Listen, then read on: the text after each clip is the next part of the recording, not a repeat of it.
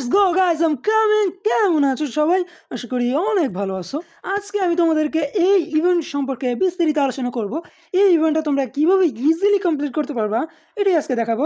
তো দেখো, ফার্স্টে লেখা আছে ইয়োর ম্যাচ ডে 5 চয়েস।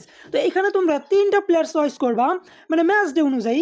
এখানে তোমরা যেই 3টা প্লেয়ারকে সিলেক্ট করবা, সেই প্লেয়াররা যদি বাস্তবে ভালো খেলে তাহলে তোমরা এখান থেকে অ্যাওয়ার্ড পাবা। মানে প্রত্যেকটা ম্যাচ ডে তোমাদেরকে সিলেক্ট করতে হবে সেই প্লেয়ারদেরকে, যে প্লেয়ারদের ম্যাচটি, যে প্লেয়ারদের টিম খেলতেছে, এবং যদি সেই প্লেয়ারটা ভালো খেলে তাহলে কিন্তু তোমরা অ্যাওয়ার্ডগুলো পাবা। তো দেখো, ফার্স্টে যদি আমি তোমাদেরকে ফরওয়ার্ড যদি সিলেক্ট করি, তো সবাই ফার্স্টে এমবাপ্পেকে সিলেক্ট করবে, স্বাভাবিক। তো এমবাপ্পে সব থেকে ভালো প্লেয়ার এখানে, তারপর সে এমবাপ্পে নিবে। তো এখানে মিডফিল্ডার চয়েস করতে হবে এবং ডিফেন্স চয়েস করতে হবে। তো আমি 3টাই চয়েস করে ফেললাম। এখন তোমাদের বোঝানোর ক্ষেত্রে ভালোভাবে কথাগুলো শোনো, তাহলে বুঝবাম। এখানে 3টে চয়েস করলাম, এবং দেখো এখন যদি আমি চাইছি, দেখো চেক দ্য রুলস। তো এখানে যদি আমি ঢুকে, এখানে দেখো পয়েন্ট দেখাবে, স্কোর দেখাবে।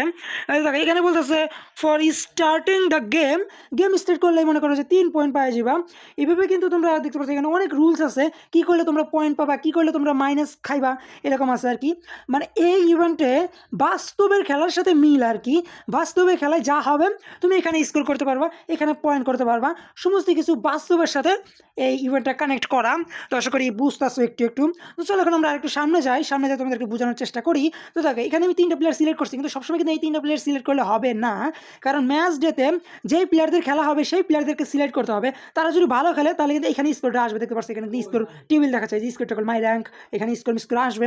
দেন এখানে দেখো অ্যাওয়ার্ড আছে, এই অ্যাওয়ার্ডগুলো তোমরা নিতে পারবা, এই অ্যাওয়ার্ডগুলো ক্লেম হবে, একা একা হয়ে যাবে। দেন দেখো এই ম্যাচটা তোমরা খেলতে হবে, এই ম্যাচটা তোমরা খেলতে পারো। এখানে যে কোনো একটা টিম সিলেক্ট করতে পারো, দেখো এইটাও সিলেক্ট করতে পারো বা ওইটাও সিলেক্ট করতে পারো, একই, কোনো অ্যাওয়ার্ড কোনো চেঞ্জ নেই। এখানে তোমরা এই যে পাতে যাচ্ছ, কয়েন পেতে যাচ্ছ, এই টিমটা সিলেক্ট করে তোমরা কয়েনই পাবা, একই। তো এখানে কোনো পরিবর্তনের কোনো কথাই নাই, যে কোনো একটা খেলতে পারলে হবে। এইটা খেলে তোমরা এই যে এইখানে দেখো এই যে এই অ্যাওয়ার্ডগুলো পাবা। এটি কিন্তু প্রত্যেক উইকে আসবে, এটি কিন্তু একবারে দিবে না, প্রত্যেক উইকে দিবে। এই ইভেন্টটা কিন্তু 84 দিনের জন্য আসছে, অনেক দিন থাকবে। তো এই যে দেখো ফাইনালে যেটা আসছে গিয়ে, এইখানে অনেকগুলো ম্যাচ রয়েছে, কখন কখন শুরু হবে ম্যাচগুলা সেটাও কিন্তু দেখাচ্ছে যে লাস্টে। এখানে কিন্তু এটি কিন্তু বাস্তব, এইখানে কিন্তু মানে তুমি যেই টিমটাকে মানে যেই টিমটার খেলা হবে ওই টিমের অনুযায়ী তোমাদের ওইখানে 3টা প্লেয়ার সিলেক্ট করতে হবে। যে 3টা প্লেয়ার ভালো খেলবে তুমি আশা করতেছো, ওই 3টাকে তুমি ওইখানে সিলেক্ট করবা। যদি তারা ভালো খেলে, ভালো স্কোর করে, তাহলে তুমি এখান থেকে অ্যাওয়ার্ড নিতে পারবা। তো আশা করি বুঝতে পারছো, এই ইভেন্টটা কিন্তু একদম বাস্তবের সাথে কানেক্ট করা, এটা কিন্তু গেমে কিছু করার নাই, বাস্তবে যা হবে তাই হবে। দেখো যদি আমরা আসি গ্যালারিতে, এইটা দেখো এখানে কিন্তু বলতেছে র্যাঙ্ক 1, র্যাঙ্ক 2, র্যাঙ্ক 3। এখানে তোমাদের 3টা র্যাঙ্কিং, মানে তোমাদের তোমরা যেই টিমের প্লেয়ারকে এখানে সিলেক্ট করছো ওইখানে টপ 10 পারফরমেন্স, যদি তুমি যেই টিমের প্লেয়ারকে সিলেক্ট করছো ওই টিম যদি জিতে যায়, ওই টিমের প্লেয়াররা এখানে র্যাঙ্কিং করবে। এখানে র্যাঙ্কিং করলে ওইখানে তোমরা অ্যাওয়ার্ড কালেক্ট করতে পারবা। এখানে তোমরা দেখতে পাচ্ছ 3টা কাছে নিচে কিন্তু ক্লেম লেখা আছে। তো যদি তোমরা ক্লেম করো, এখান থেকে তোমরা প্লেয়ারও পেতে পারো বা এই টোকেনগুলো পেতে পারো, যেই টোকেন দিয়ে তোমরা এখান থেকে এই যে প্লেয়ার নিতে পারবা। দেখো এমবাপ্পেকে নিতে পারবা, 300 টোকেন লাগবে, এই টোকেনগুলো লাগবে। এই টোকেনগুলো কিন্তু তোমরা এই ইভেন্ট থেকে নিতে হবে। তো ওইখানে যে ক্লেম লেখা আছে ওইখান থেকে তোমরা কিন্তু এই টোকেনও পেতে পারো বা প্লেয়ারও পেতে পারো। এইটা কিন্তু আমি এখন শিওর না কি পাবা। তো আমি মনে করছি যে ওই টোকেনগুলো হয়তো বা দিবে, কারণ ওই টোকেনগুলো দিয়ে কিন্তু প্লেয়ার নিতে হবে।